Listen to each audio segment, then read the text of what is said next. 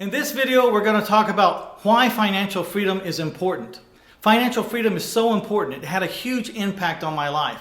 I had made a lot of goals before, and I wasn't really a great goal maker. I would make some goals, maybe they weren't the best goals or the right goals. But one day I made a goal to become financially free, and when I achieved it, it changed everything.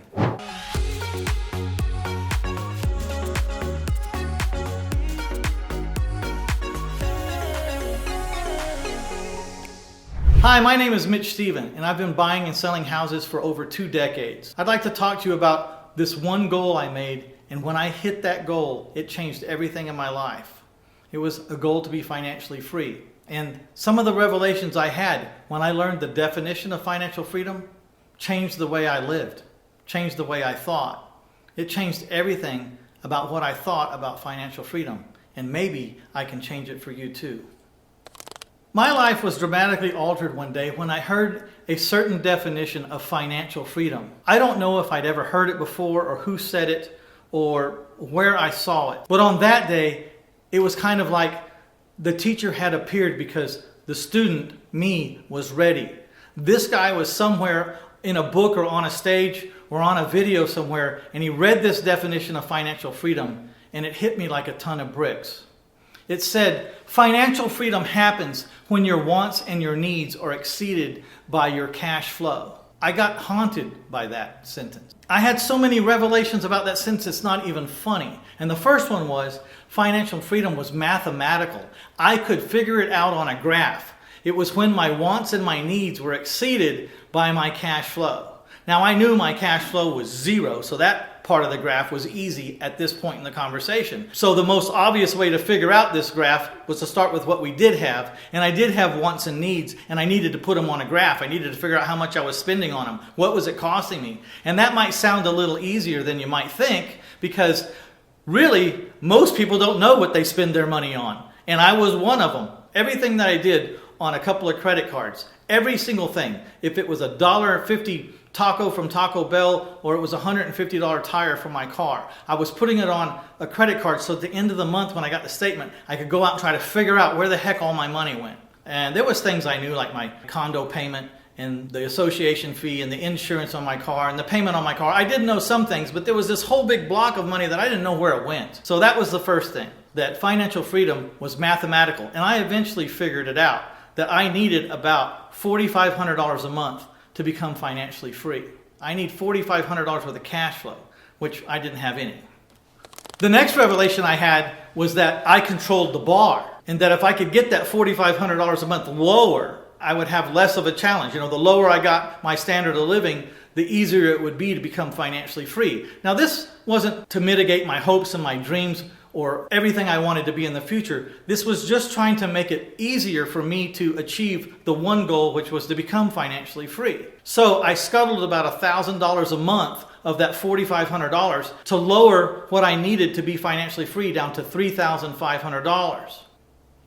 Another revelation I had, being financially free was words that I thought rich people used. I thought you had to be rich to be financially free. And it simply wasn't true, because I just figured out on a graph that all I needed was $3,500 a month to be financially free. So that's not rich. It's certainly not rich. It's even laughable. It's so far from being rich. So all of a sudden, becoming financially free, I didn't have to have million-dollar schemes. I didn't have to have big plans. I just needed to figure out how to get a measly $3,500 a month to come into my mailbox in one of the greatest countries in the world with the greatest business infrastructure and propensity for people to be successful in the world right here. That's all I had to do was figure out how to get $3,500 a month to come into my mailbox. Another revelation I had, and probably the biggest revelation, and the one I really want to impress on you, is this. The reason why it's so important to become financially free at even the most modest level there can be is because once you become financially free, you don't need a job. You can fire your boss. You can quit your job. Once we quit our job, because we have the money that we need coming in every day to pay for our basic needs. I'm not talking about our hopes and dreams now. This is just your basic needs. You don't need a job to pay for your basic needs. Then you get about 2,600 hours a year left over to work on you and to become the person you're supposed to be. and figure out what you're good at. And if you're not good enough at it, how to become better at it because you like it, because it does something for you.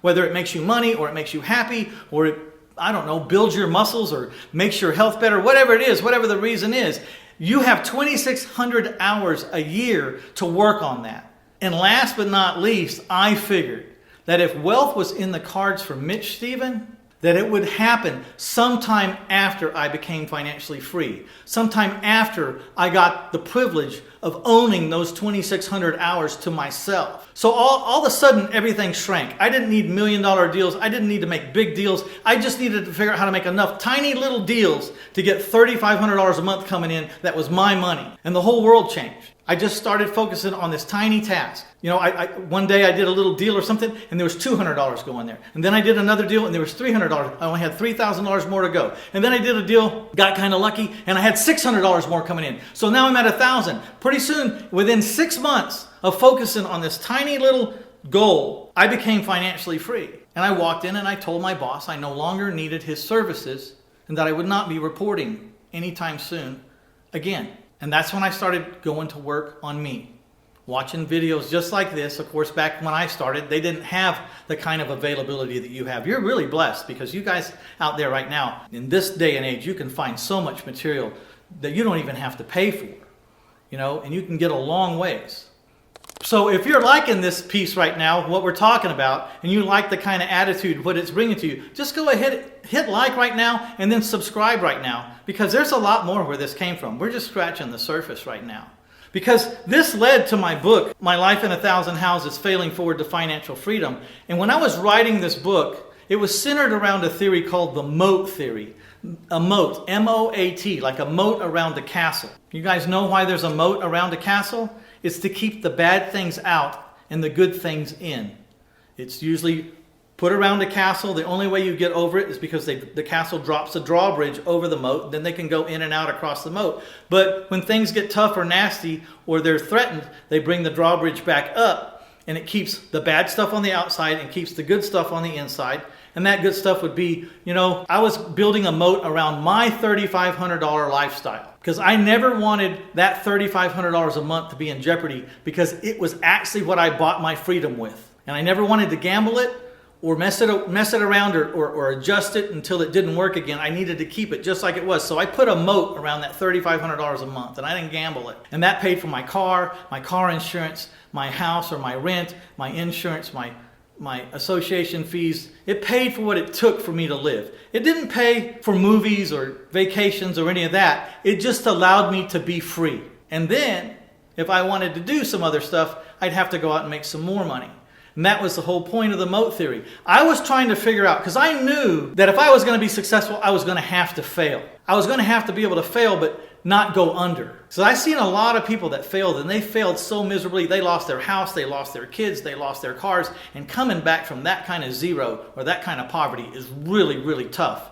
I wanted to figure out how I could fail but not lose everything that sustained me. If I made any money over $3,500, I could put it to the side, and when it got built up enough and I wanted to drop that drawbridge and charge out into the wilderness and try something new, if I lost all that money that I had saved up above and beyond $3,500, then I could just come back, pull the drawbridge back up, and I could rest inside this place that was preserved with that $3,500 a month paying for everything. And I could pull the arrows out of my backside, and I could contemplate while I was healing, why in the hell were there so many of those people? And how did they get those weapons that could fire so far? And how come I didn't know about all this, you know? And then I start to readjust my plan, and I start saving money beyond the $3,500 a month now again. And then when I go out again, I'm going to go out there with newfound knowledge and with a better strategy to deal with all these things that kicked my butt the first time I went out. And then how many times would I have to do this before I became ultimately successful? And I stroll in on my horse with all my spoils draped over my shoulder in a burlap bag and gingerly walking across the drawbridge, when before I was hauling butt across the drawbridge because they were in hot pursuit of me, about to kill me. That's what I wanted to do when I wrote this book. I wanted to figure out how to fail without going under, because I knew failure was part of it. There's not not a how-to in the world that won't tell you that failure is part of the plan. Everybody knows that. If you don't know it, then you know it now. You're going to fail. No one walks out the first time and hits a big one and stays there. As a matter of fact, the worst thing that can happen to you is you go out the first time and hit it big, because you're ruined. You'll think it's always that easy. You'll start throwing money everywhere, and within a matter of months or a year, you'll be broke again because it came too easy to you. And it doesn't normally happen like that. One of my biggest blessings in my whole life is that it took me a very long time to become the level of success that I am. It was just, I was a little better that year and a little better the year after that, until my net worth was into a place where I didn't even believe it. But I earned it, so I respect it. I know how hard it is to make, and I know how easy it is to lose, because along the way, I watched chunks of my money go away. When I thought I was getting a little big for my britches, or not doing my research, or not paying attention. So again, if you like this episode and this kind of talk, please hit subscribe. Please hit like. It'll help me out a lot. And if you want the first 100 pages of this book for free, a digital download, like you can get it right now, and start reading about my story and how I got there, maybe it'll help you. Maybe it'll inspire you. And it's free, so go to 1000houses.com, click on the little tab that says free stuff, and you'll see a choice there for first 100 pages free. Click on that, and within a matter of minutes, you'll get a download. I will probably get a text when you do that if you elect to put in your personal phone number, and don't be surprised if I call you personally just to say thank you.